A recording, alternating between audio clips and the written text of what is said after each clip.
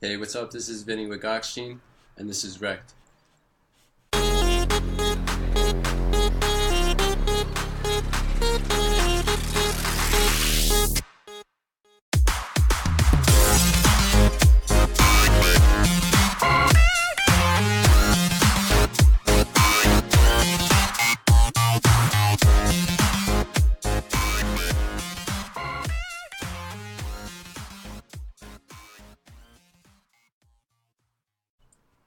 Hello and welcome everybody to REKT Podcast. I am your host, Chamber.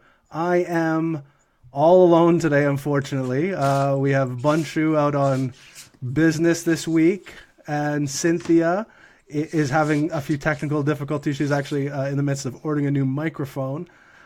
So I'm solo by myself, but I have the pleasure to be speaking with Vinny from Gokhshtein Magazine. We were talking before the show about the pronunciation of Gokhshtein, and I wasn't sure if it was Gokhshtein or Gokhshtein, and we both agreed that Gokhshtein Magazine sounded much better.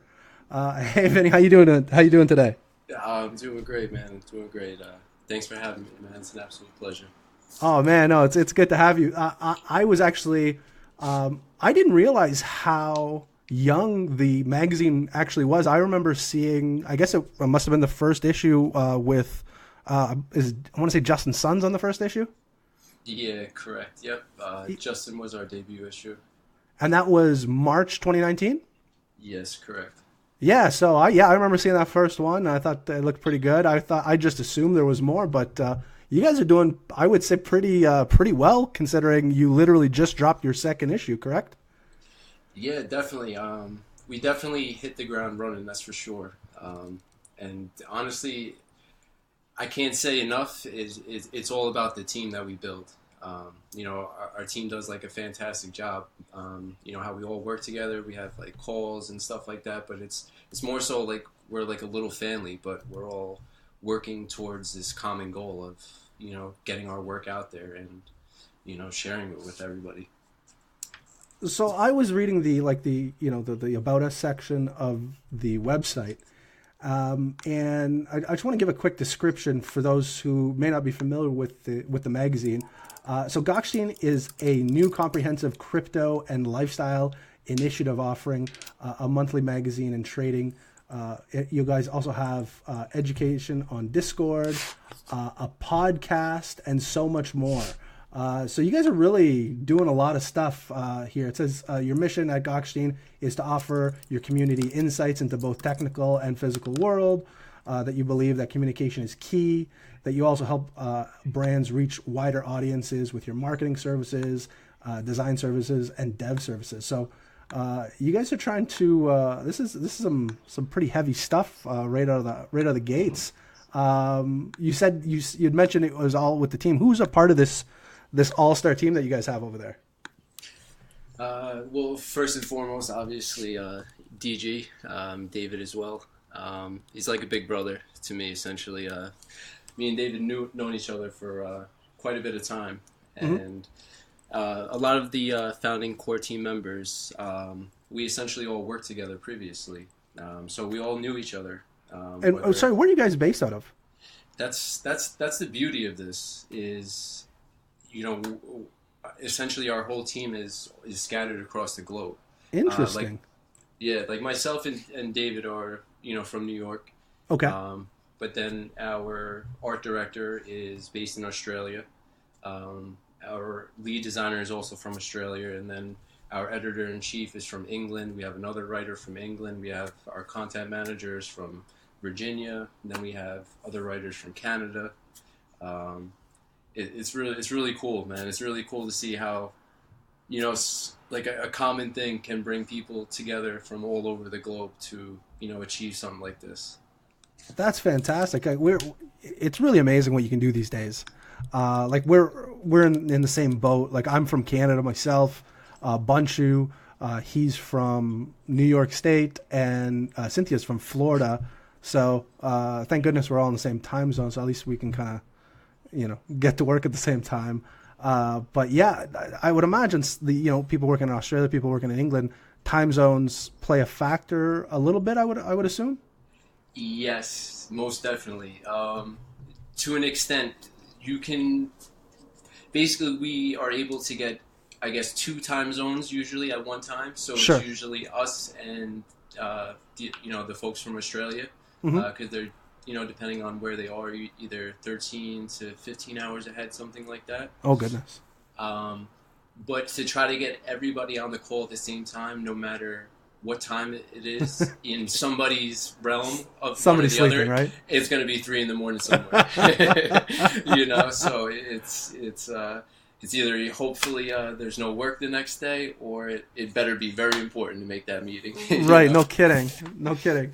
So, hey, Vinny, when did you get into crypto? Obviously, this is a crypto and lifestyle magazine, but what specifically crypto? When did you when did you dip your toe in?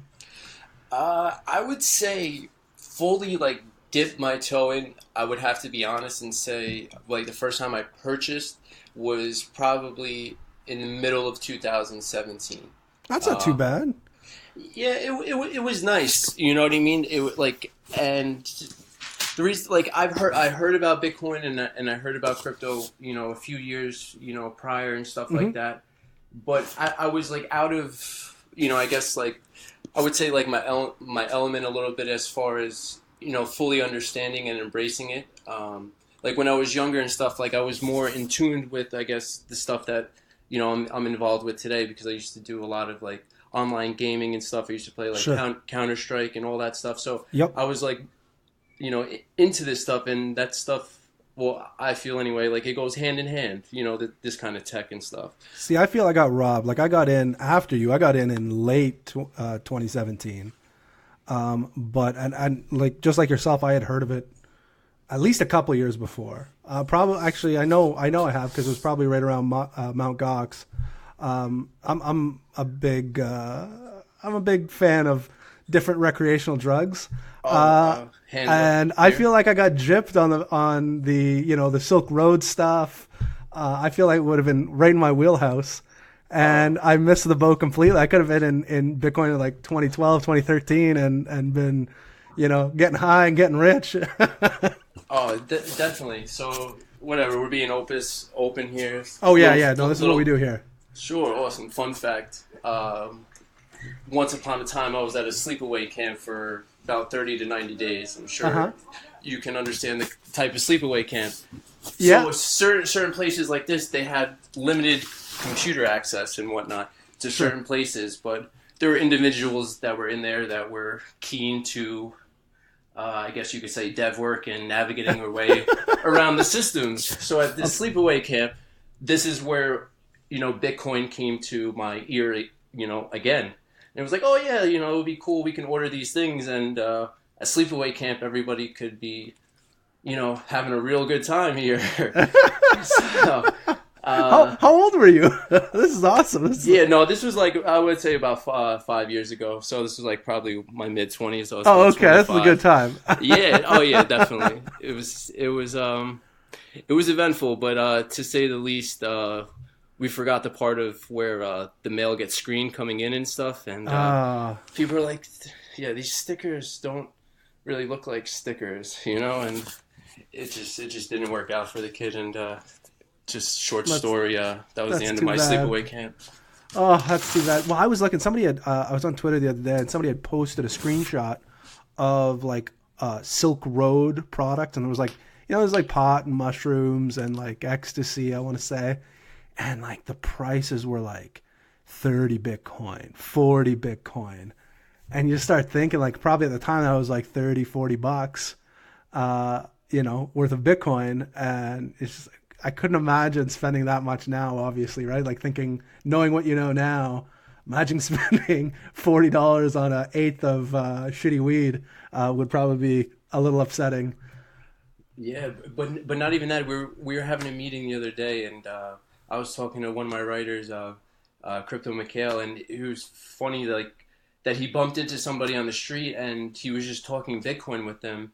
And he was just the regular guy, just regular stoner and stuff. And he was, the guy was like, oh yeah, what's Bitcoin at now? And, he told him, he was like, what? No way. You know what I mean? Like people are just forgot, like just completely like forgot about Bitcoin. Like that was their only source, I guess, for those people at that 100%, time. yeah. But now, like he basically just told him, like, dude, like you're like you're a millionaire. If you're telling me that's how many you have, or all these people that use it for that, how much Bitcoin they have left over that were never used for that purpose, or can now be like a life-changing amount of money for these people. That's bananas, right? Like that's just crazy. Imagine just stoning out and forgetting you had like Coinbase account, and it turns out you have 60 Bitcoins tucked away in there somewhere. Oh, that'd be all right. So you had mentioned you and David, you guys worked together prior to doing the magazine? We were friends for a while. Or just friends? Okay, I wasn't sure if it was work together or friends. But what did you do prior to the magazine? Like what industries did you work in and stuff like that? Personal. I did sales and management for a while for Verizon Wireless. But also I have like a family business as well. Nice. So yeah, I guess a little jack of all trades. That's all right. And you're still a young guy, so you got a lot of career left in you. It changes pretty frequently, but this I gotta tell you, I'm pretty impressed. Cynthia, obviously one of the reasons we're talking today is you guys featured Cynthia in your Women of Crypto edition. I guess is it the April edition? Yes. Yeah. So Cynthia was in there, and she sent us over. I think I don't know if she was supposed to or not, but she sent us over a sneaky copy. And I was going through, I was reading it, and this thing's pretty fantastic. Very in depth. The magazine looks great. It reads well. It's not too hard of a read. It's not hard on the eyes. Everything flows nicely. How has it been received in the public? You guys pretty happy so far? Are there plans to kind of reach out and get a bigger audience, or what's the plan going forward, kind of thing? Yeah, as of right now, honestly, I'm very happy as far as the response that we've gotten. Of course you're going to have a troll here or there and stuff, but the overall response has been nothing but extremely positive, but more so even motivating more for me. It's like adding more fuel to the fire, because it's essentially, something that we believed in and that we put effort into and we put it out there. And now we're, receiving back as far as, positive affirmation of what we're doing is working, or it's being received well. It just, it's just more motivation to keep doing what we're doing. And yeah, we have a lot of awesome stuff coming up. We really do in these upcoming issues. Do we get any sneak peeks, or like can you give us a little teaser of what we may see in some upcoming editions? I could give you a little something, I guess. I could give you a little something. Essentially, like we are crypto and we are lifestyle. So of course we love crypto, but here at Gokhshtein, obviously we want to expand to just more than that. Yep. So somebody in the next coming issue is not essentially has anything related to do with crypto in the space. All right. But has a very, very, I guess you could say, large following at what they do and are very, very good at what they do. Interesting. As far as you can say, motivating people, helping people, watching their videos or seminars just gets you pumped up. And when we were interviewing this person, when we got the response back from his questions, it just fired me up. So that's what we want to be able to give to the readers too as well. But we also look at it too, like crypto, this is us. You know what I mean? Everybody that believes in this, what can everybody do to help this space? So yes, essentially we want to engage our audience, but also we want to bring attention to the space as well. So now if we're able to use this person as far as to bring attention to the crypto space of an audience that he has that isn't focused or even looking in the direction of crypto, right, now they may. And that's all that it takes. That's huge. That's exactly what we sometimes, we're guilty of it as well. you get into an echo chamber where you're just talking to the same people over and over again, and the message isn't really getting outside of your little echo chamber. But by bringing in, like you said, maybe non-crypto people, and with a broad enough reach, you can pull in more people. I think that is significantly more valuable, obviously, in the long run. I'm trying to figure out who it is. My mind's just going a mile a minute right now. I'm trying to put the pieces together. I might have to ask you offline. Yeah, I can't give away the goods before, but yeah, I can appreciate that. I can appreciate that. So I have a question for you. Like I said, you guys said in the About Us section that there was going to be. Is there a podcast? Is there going to be a podcast? Is it up and running already? The podcast is in the works. Okay. So that was as far. The podcast was definitely a part of our plan. When starting out. Mm-hmm. But essentially, we didn't want to. We wanted to obviously solely focus on the magazine and then essentially branch out into different things. Gotcha. But we didn't want to spread ourselves too thin in the beginning because then the quality wouldn't be there. 100%. No, we definitely get that. But so do you have the talent already picked out for this podcast? It's a very dog eat dog world out here. It is. Honestly, we're still brainstorming, and we were even just like kicking around ideas because when we do our team, meetings and whatnot, we all hop in Discord, and there's like about maybe 8 or 9 of us, and we were even like kicking around the idea of maybe somehow being able to record that and just having it raw, live, and unscripted, because basically it's just like an hour and a half. Yeah, we're talking about business, but we're also just busting each other's balls. But then we get into, topics and things make a left turn and a right turn and this and that. And then it's like, oh, wow. This last hour would put Joe Rogan's podcast to shame, let's listen to these assholes. You know what I mean? I get this guy. You know what I mean? I hear you completely. We do those once in a while. We had an episode the other day where we didn't have a guest, and it was the first time we didn't have a guest for I think 2.5 months, almost 3 months, and we just unleashed the beast. We were so pent up. We hadn't had just a solo show where basically we were doing that, just shooting the shit and busting balls and making jokes. And I think we went on for an hour and 20 minutes. We're like, oh, smokes. We definitely went a little too long on this one. But no, folks seem to like it. So we do like, I think that's the new type of media people like to take in, is where they feel like they're in the middle of a conversation that they just can't necessarily participate in. They can hear it, but they just can't interact. I think Howard Stern was probably was really the godfather of creating that environment. And guys like Joe Rogan, Mark Maron, people like that kind of took over. There's a lot of good content out there in that type of style. I think that people really, really connect with. So I think you're right. I think that is the right move. Yeah, no, it definitely interests us for sure. You know what I mean? Because I enjoy it anyway. Are you a podcast listener yourself? Like some people are just insane with them, and some people are kind of hit and miss. Are you like a person that just consumes 12 podcasts a day? Me personally, I'm not an avid listener like that. But if there are a few team members that do listen, to multiple podcasts, like REKT, obviously including. There's other people that like to watch. There's way better podcasts than ours out there. No. I would recommend probably 1,000 before ours, but see, we appreciate the love. That's why I would listen to you right there. You know what I mean? That comment right there, you got me. My pants are still on. You know what I mean? I'm ready to party. That's funny. So we do like to party. We call ourselves the Party in a Podcast. So.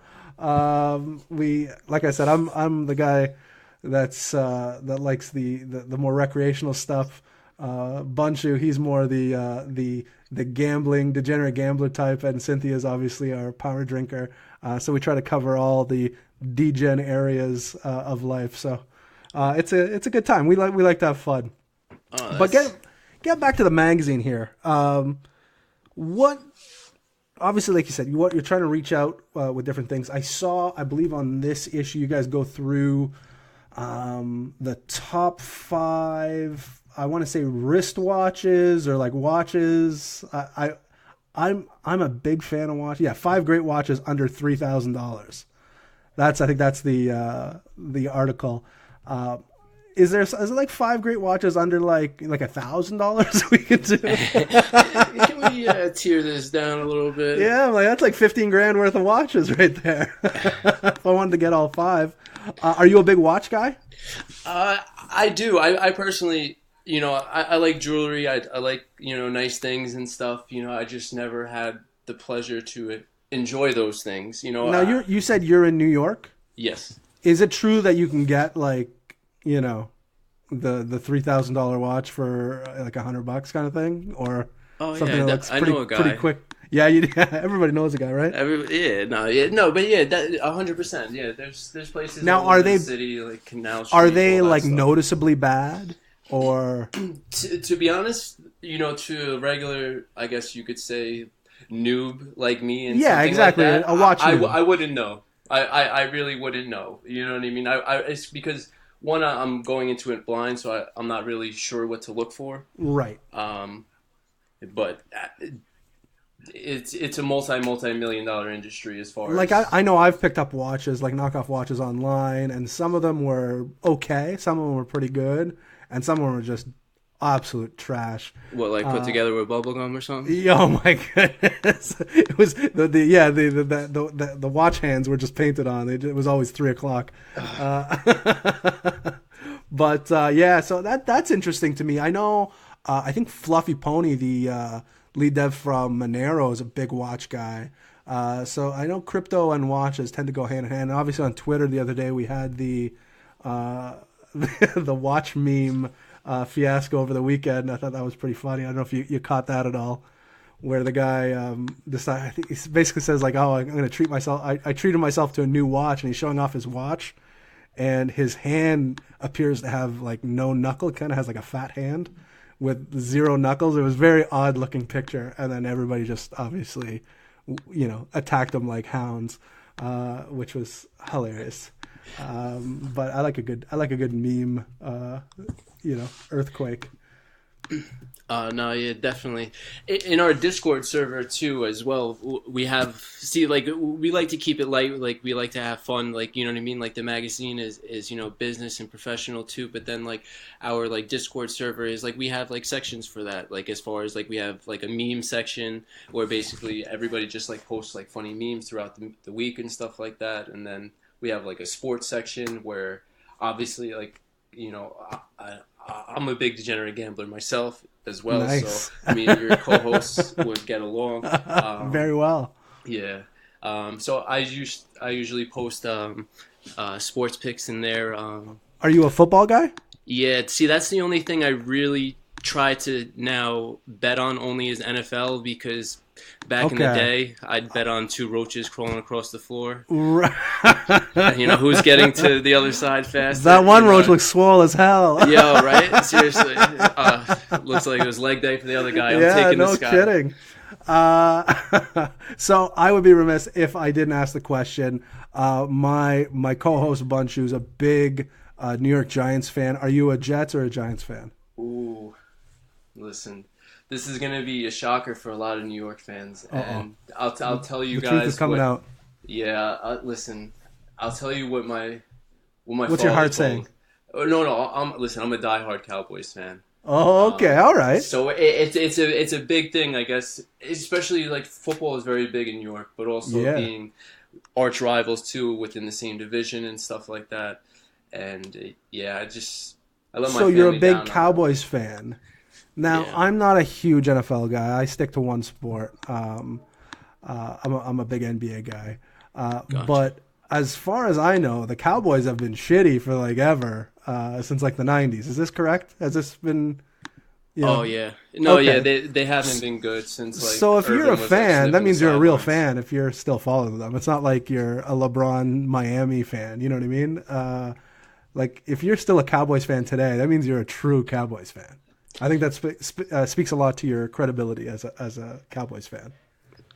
Yeah, no, thank you. Yeah, it's been a rough last, you could say, 15, going on 16 years now. Yeah, that's too bad. Do you guys still have like Des Bryant and stuff? I knew he was on the team for a little bit. Nah, man. Is he gone? He was trying. He wanted too much money. Jerry let him go.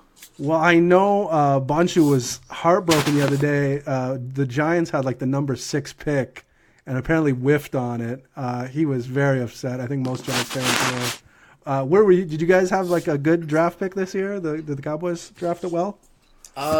We actually traded our first round draft pick mid-season last year for Amari Cooper, which obviously paid off tenfold for us. So I think we came out way ahead. Nice. Where would that pick have been this year? Like mid-round kind of thing? Yeah, I believe so. Mid-round towards the end. I'm not 100%, but honestly, if you're not a top 10, get out of here.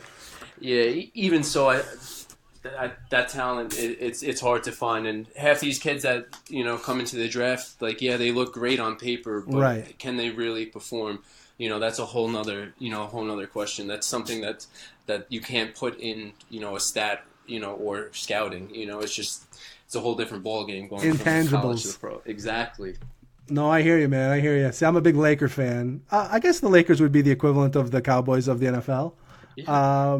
We're shitty this year too. We got like a top 10 pick in the draft coming up, so we'll see what happens. I'm a little disheartened after this season, so we'll see what happens. You guys got to get LeBron some help, man. I know. Jeez, it's a whole issue. I mean, we got ownership issues. We got head office stuff problems. I mean, it's a tire fire these days. So. And we have LeBron, which is even better. So we'll see. Maybe KD will come over and play LeBron. Who knows? He just dropped 50 points to close out a series, which was pretty awesome. So I could use him. That would be terrific. But anyways, I would like to know, because obviously this is magazine talk. We like to talk. I like to talk in the realm of where the guest, does business. So growing up, what were some of your like go-to magazines, if you will? Playboy. Yeah.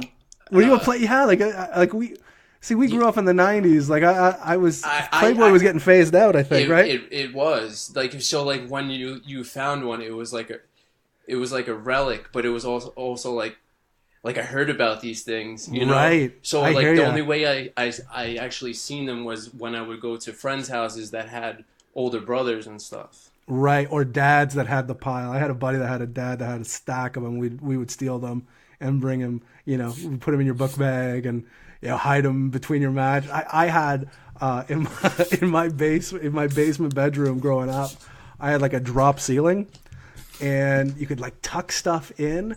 And man, I mean, they sold the house. I don't know. There's a stockpile of, illicit drugs and pornography on those above those tiles, like you wouldn't believe. So besides Playboy, like, were you like a Sports Illustrated guy? Were you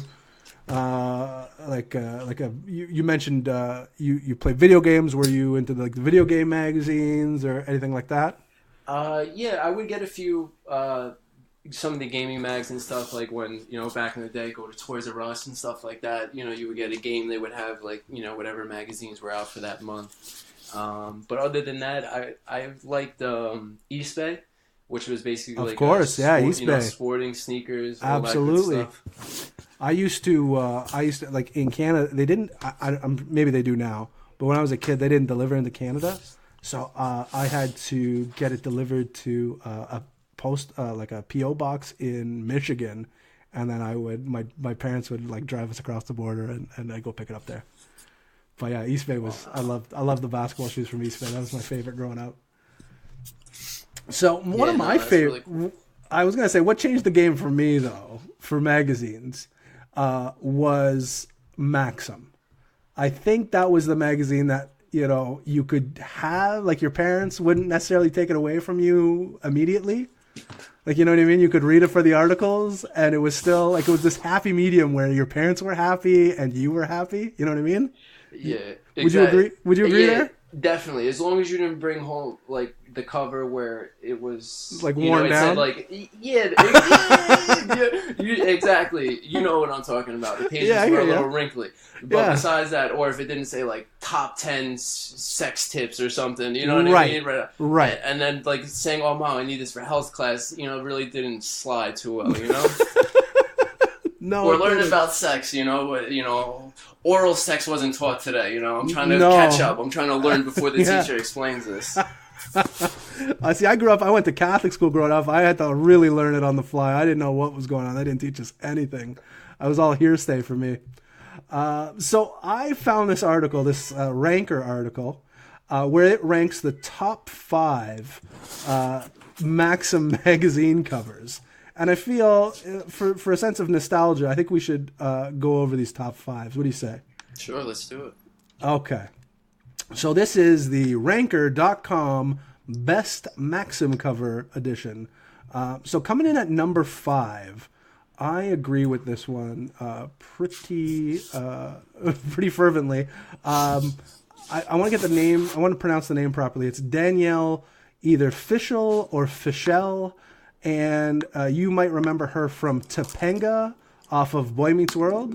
Oh, yes. Yeah, I mean, I was a big Boy Meets World fan as a kid, and Topanga definitely made me feel feelings at that age. And in this magazine, or in this cover, she is all grown up and looking very good. So she comes in at number 5 on Ranker.com. You remember Boy Meets World? You watched that growing up? Yeah. You watched it, remember TGIF? Definitely. All that fun stuff? That was actually some questions I did with DG in our last issue or whatever. Actually, some questions like that, some rapid fire questions. Basically, we asked him, The Wire, The Sopranos, and then I threw in a fun one like that as far as Boy Meets World or Saved by the Bell. But he went with Saved by the Bell. Oh, I don't know. The Wire, though. That's a pretty good one. Oh, yeah. Well, not between the two. It's either The Wire or The Sopranos. The Wire and Saved by the Bell. Listen, if he chose Saved by the Bell or The Wire, he'd be looking for a new business partner. He's a big Zach Morris fan. Hey, listen. It's 2019. So, it's cool. What would you answer between The Sopranos and The Wire? Ooh. There were certain seasons about The Wire that were just incredible. Right? I agree. Just incredible. I still can't... certain episodes about The Wire, where, I forget I think it was, season 2, when they were, jumping the 5, where they were beeping people. But where the number that they were putting in, they were jumping the 5. Yeah, jump the 5. I thought that was down the middle. Genius. My mind You're right, though. I think that was season 2. Yeah, my mind exploded. I just love the fact that every season, like you said, you start season 2, and it's this completely new storyline. You know what I mean? Yeah. You still had your same players, but you were introduced to new players, and I love the whole the docs. I love that whole. That's actually one of my favorite seasons, season 2. But then you go further in, you get Snoop. Snoop the girl. Yeah, of course. As she comes in, do you know that she was a real she wasn't an actress? That was a real gangbanger that they got to play the role. She was in prison before and she was in prison after the show. Yeah, I forgot where I seen that, but yeah, they pretty much pulled her right off the street and stuff. They did that with a lot of characters. I forget all of them. There's probably a good half a dozen where they were real people from Baltimore. Not actors or actresses.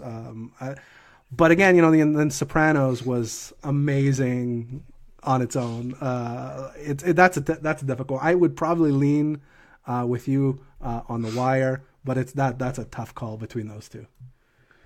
So we'll move on. I got number 4 here.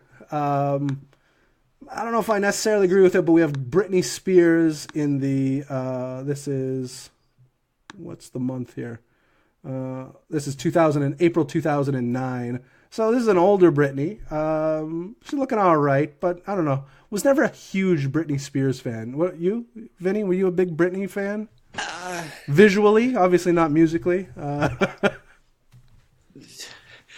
little both. I'm not gonna lie. You know, all right. A little both. You know what it was? Is because I guess when that time was coming out, you know, I have a younger sister, so that was always, you know, my room would be, you could say, blasting Eminem, and then it would be, you know, Britney Spears next door. Yep. But she was definitely appealing as far as visually looking, without a doubt. But she wasn't in my top 3 then, I don't think. I was gonna say when she first came out, when I was a kid, and she came out with like the first like "Hit Me Baby One More Time," like that was my teenage brain was like just mush after that one. That one wrecked me for a very long time.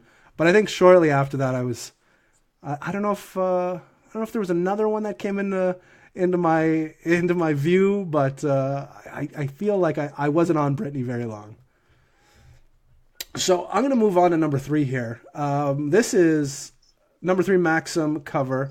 This is Rosie Huntington Whiteley. I'm not very familiar with her, but do you know this name?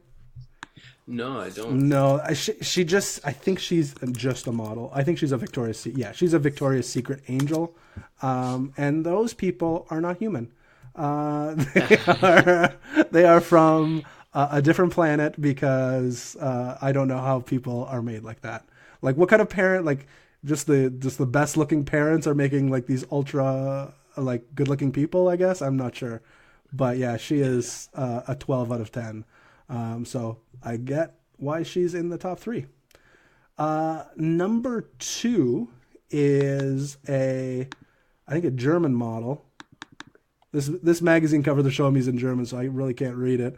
But her name is Joanna Krupa, and the tagline is "the sexiest beach girl in the world."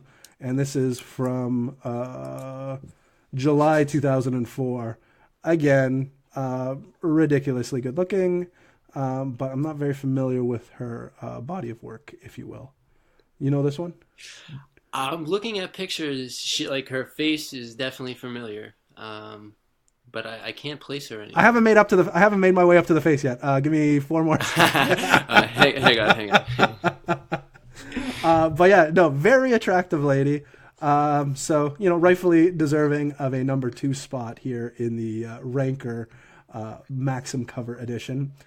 But number 1, I feel like I made this one. I feel like this is my list, and this is who I would have at number 1, and that is Jennifer Love Hewitt. This is an ultra hot cover. Jennifer Love Hewitt, since I was a kid, I think we're about the same age. So she was in a show when I was a kid called Kids Incorporated, and it was like, remember like the Mickey Mouse Club, like Justin Timberlake was in it, Britney Spears, that kind of thing. Yes. There was like a knockoff one called Kids Incorporated. I forget who else was in it, but definitely Jennifer Love Hewitt was in it. I remember thinking, like, I don't know, I was like 7 or 8 years old, like, this chick's hot. And then, you know, as I got older, she was in movies and I Know What You Did Last Summer, and just kept getting hotter and hotter and hotter. And I to this day, I still think she's in my top 5, like, most attractive women. I think Jennifer Love Hewitt is a timeless beauty, if you will. What are your opinions on JLH? No, yeah, she definitely gets it going for me. That's for sure. Yeah, I'm with you 100%. I think I Know What You Did Last Summer. That's really where, like, I looked at her and was like, wow, you know, like she was always like like pretty, you know, she was always pretty before then, but then it was like, yeah, that was next level. She's a woman, and like now, like, I'm a man, so we need to meet, you know. I'm ready now. I'm ready to accept you, Jennifer Love Hewitt. I love it. No, that's awesome. So that's the Ranker.com Best Maxim Cover Edition, number 5 to number 1, with number 1 being Jennifer Love Hewitt. I agree 100% with this one. So, I mean, that pretty much does it for me for my segments. I want to give you a little bit more time to talk about the magazine, where we can find you, I know you guys are heavy on social media right now, so I'll let you talk about that a little bit. Yeah, definitely. Obviously, anybody listening, you guys can, feel free to check out our website, Gokhshtein.com. Feel free to sign up for our, weekly newsletter. We like to do, a roundup as far as, little insights as far as, main topics, as far as what hit the street, the previous week. Give a little recap as far as, how Bitcoin performed or whatnot. Usually we'll get some input from some of our, traders and whatnot. It all depends, but it's cool. As far as the magazine standpoint, we have a lot of cool stuff coming up in some of these, some of these articles. Our writers do, a really fantastic job of, coming up with these ideas and, putting them all into sections. I'll give you guys, a little sneak as far as, just some topics that we're looking into covering. So as far as from like a trading perspective, we talk about, dollar cost averaging versus active trading. And then, we have our sections as far as where we do, insights into actually crypto. So for, one of these specific, articles, we're talking about blockchain and crypto take command of like the travel industry. And then we talk about crypto in as far as, other countries and stuff, maybe like Venezuela.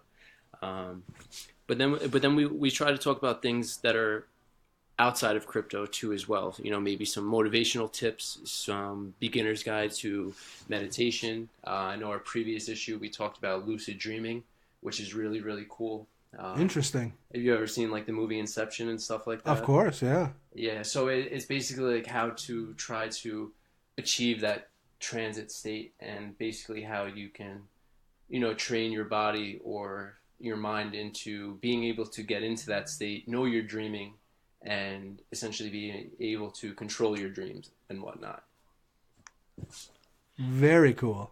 Yeah, I like that stuff. Like, I feel like I'm pretty good at, like, maybe not controlling my dreams, but I have very vivid dreams, and I'm able to recount them fairly easily in the morning. My wife, she thinks that I'm a freak of nature. And then our oldest daughter, she's 5. She has been blessed with the gift of being able to recount her dreams fairly easily. So she'll wake up and literally run into my room, wake me up, like poke me in the face, and have her face about 1 inch away from mine, and just literally nonstop discuss exactly what she'd been dreaming about all night long. So I get woken up by like just this stream of consciousness every morning from my 5-year-old. So I get it. I sit and listen to her. I think they're pretty funny. But I wish I could, like the lucid dreaming, meaning you'd be able to control what's happening in your dreams more, correct? Yes. I believe there's like advanced stages of it. I'm not essentially sure how far down the rabbit hole that you can go. Like I just know from my own experiences where I've been able to essentially realize that I am dreaming and essentially control me, or where I've woken up and I've been able to put myself back into that same dream. Yeah, which is really cool. And then there's times where I'm like digging and digging and digging. Please get back. Yeah, get back. She was just about to take her clothes off, and it's just not happening. I hear you. Well, I had a very vivid dream the other day. Like sometimes you get those dreams that are just, it feels like you're dreaming for hours and hours and hours. And this is one of those. And at one point in this dream, I meet Tiger Woods. Okay. Nice. And we're not golfing. Like we're at like this function, and he happens to be there, and I happen to bump into him. We start talking, and he starts ripping me on what I'm wearing, on like my shirt. And he's like making fun of me, and I'm like, what the hell? And I look down and I realize I'm wearing like a Tiger Woods official brand shirt. I'm like, well, what are you making fun of me? It's your shirt. And he thought that was really funny. And so I don't know if my lifelong dream is to make Tiger Woods laugh or what, but I thought that was pretty funny.